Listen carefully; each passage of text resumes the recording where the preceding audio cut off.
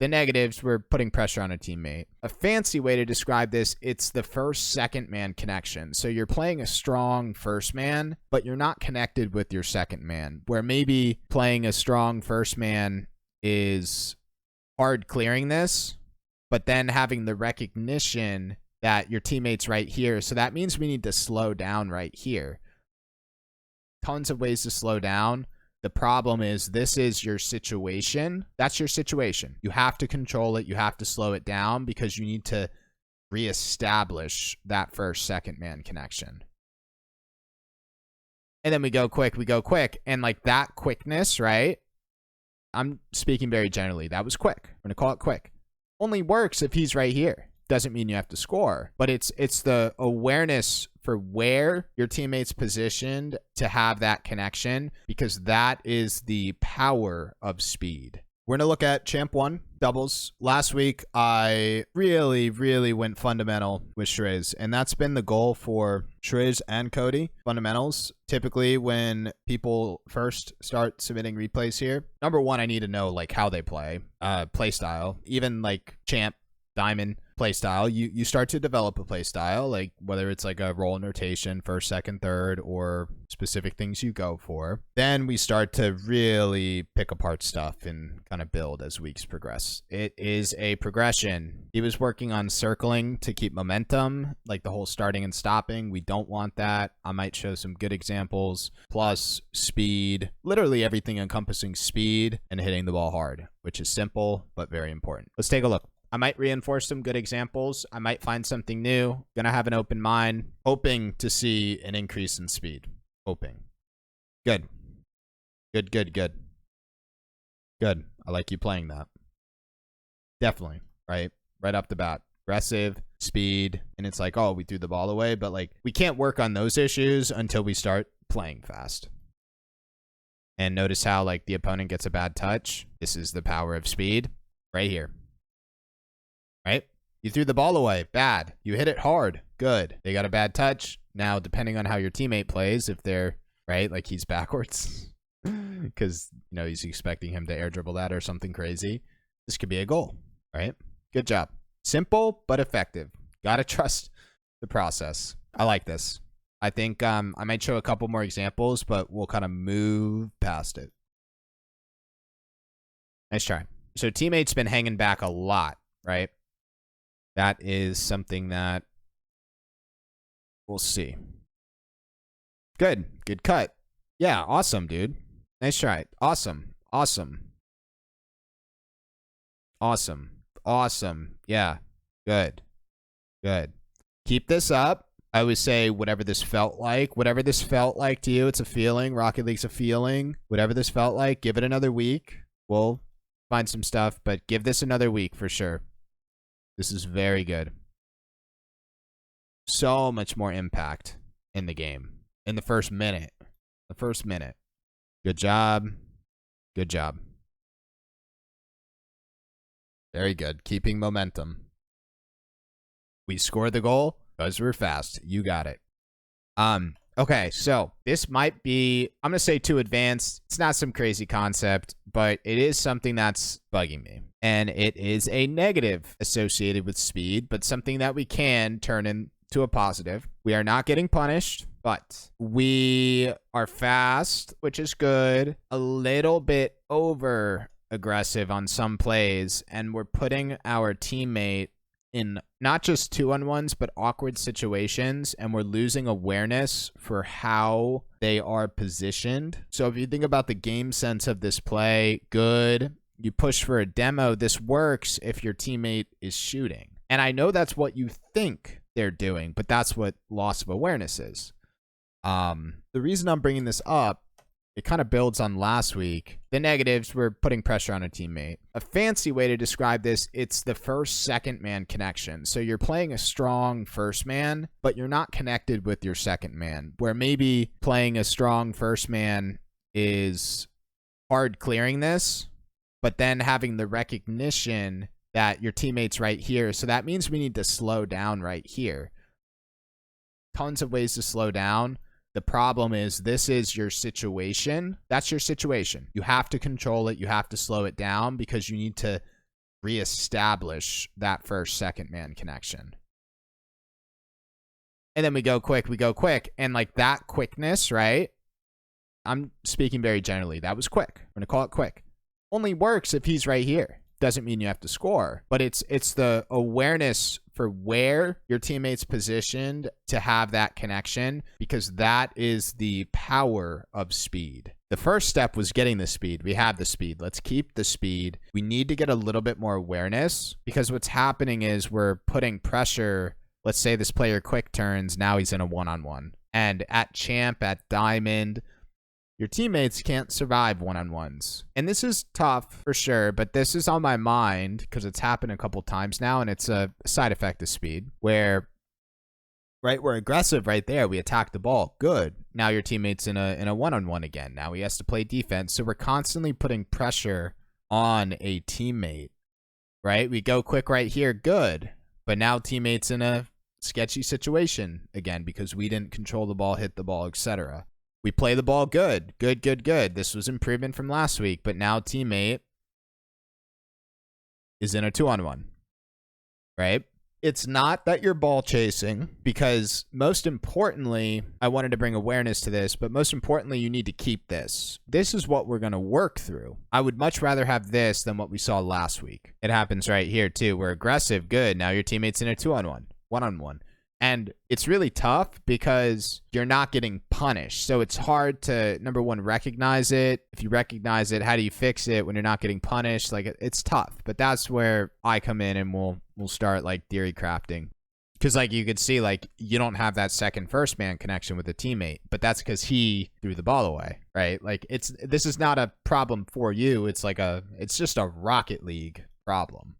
And I'm going to break these plays down, but trust me that I just want to get your brain thinking. This is not the only way to do these plays. You could do a single play in a lot of different ways. Have an open mind. Good. We could play this. Good. I want to keep this. Now it's either rotate across the goal line, and if there's a demo on the goal line, you get the demo, but don't chase net, or just leave the play. So for this play specifically, like a micro thing is don't double dip for demos. I call this double dipping. Dip once if it's on the goal line. This is double dipping. This is chasing. You could do this in a 3 setting. It's an all-in play, right? And it works if he's, and you were low boost. You were no boost right here. So very all in. All right. And all it does is it puts pressure on a teammate, right? That they have to win their one-on-one, that they have to ice out the challenge. Defensive cut. That's what this is. This is called cutting on defense, cutting the midfield, ball side rotation, whatever you want to call it. Good. We want that. That was a good 1st-2nd man connection.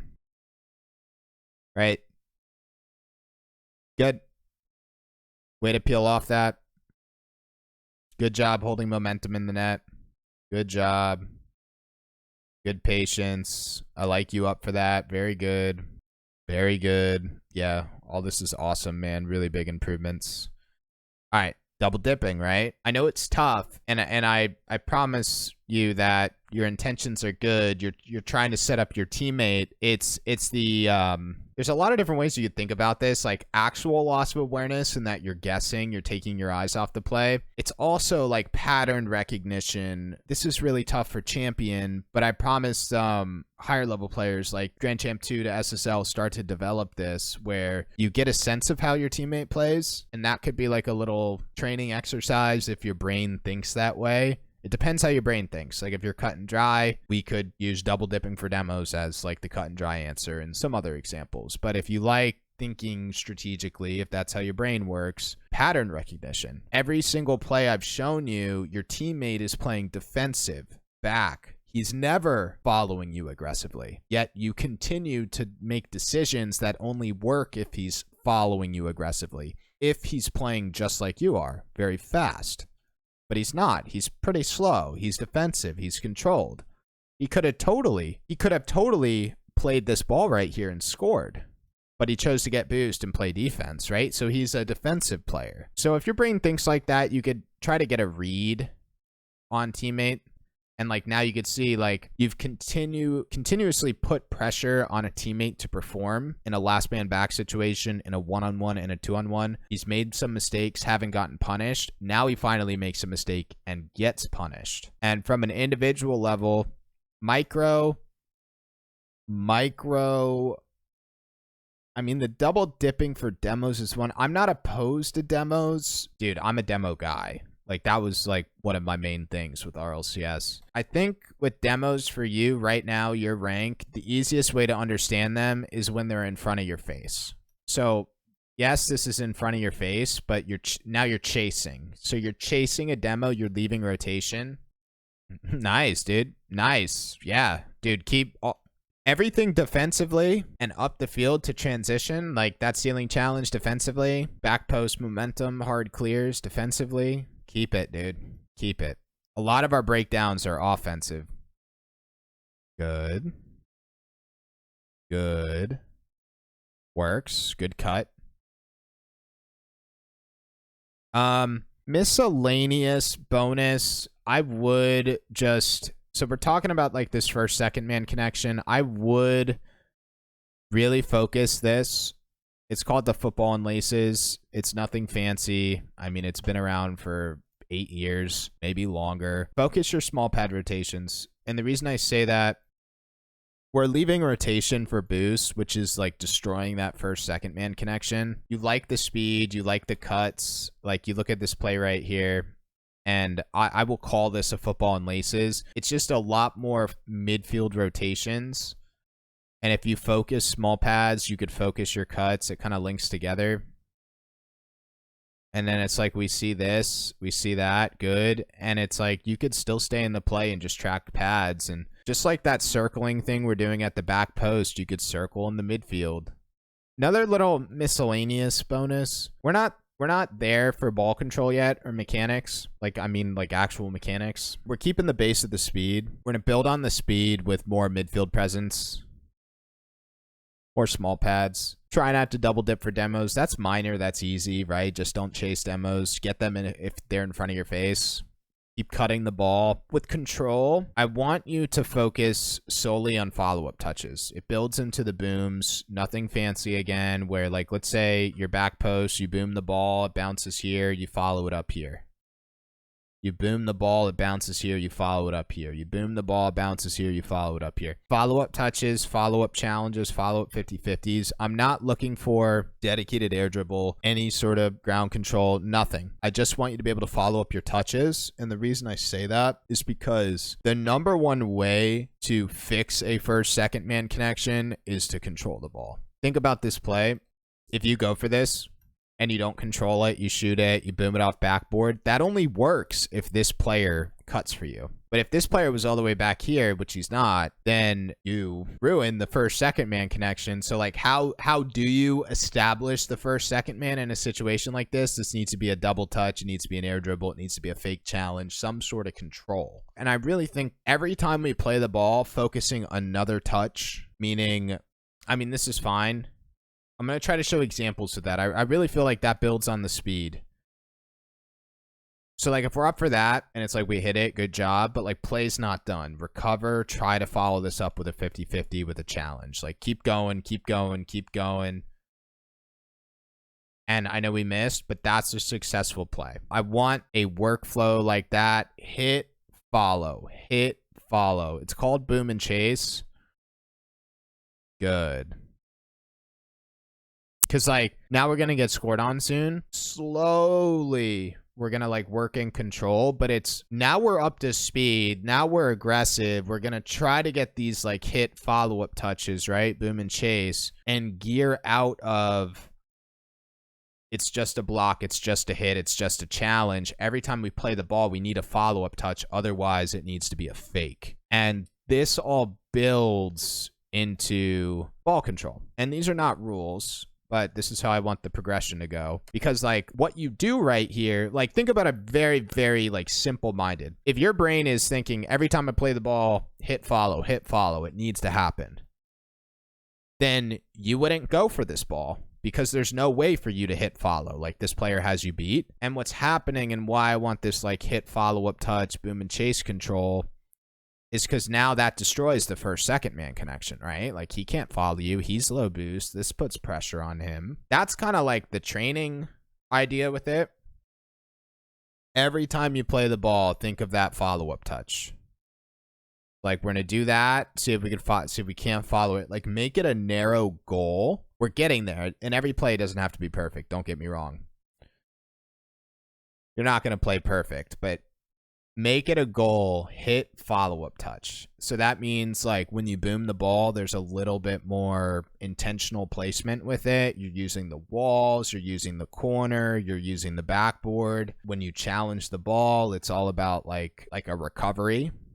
Try to show an example for that. Like a forward momentum recovery so that you could follow it. It's like we're going to play that, and it's like continue our momentum to try to follow it. I like you trying for double right there for individual improvement. That was good. Let's say in a very efficient, perfect world, and we can't double this, it's okay. Now we have that momentum. Get to the ground. Try to read the bounce. It's always follow-up touches. And I think that will just build on everything. And it's simple. It's very simple. So, like, we do that. See if we get, like, every time, hit follow. Try to make that a goal. It'll be fun. Good. And then it's like follow. It's like if you, I'm speaking in hypotheticals. Think about if you took this challenge, recovered like you did, but instantly on your mind was follow it up. So you're immediately boosting after the ball. You can get to this ball. We take this. Go. You could have got there and beat that player, and maybe because what happens is your teammate is probably looking at you, maybe not, right? Yeah, so he is. It looks like you're not going, right? He's like, oh, no, he's not going. Okay, I'll go. So like the follow-up touch, following your touches, speed, momentum, this all like helps with the 1st-2nd man because it makes you more easily readable. Harder to play against the opponents, but for your teammate, it's like it's better to be like super fast than to be like very like intermittent, because especially at lower ranks, it's like very hard to read. Every time we play the ball, follow-up touch. It'll help with, I think it'll be like the first step to control, because that's what this play is, right? And then that play led into, like, eventually that's air dribble or double touch or whatever. But big improvements from last week, for sure. Excited to see how this builds, man.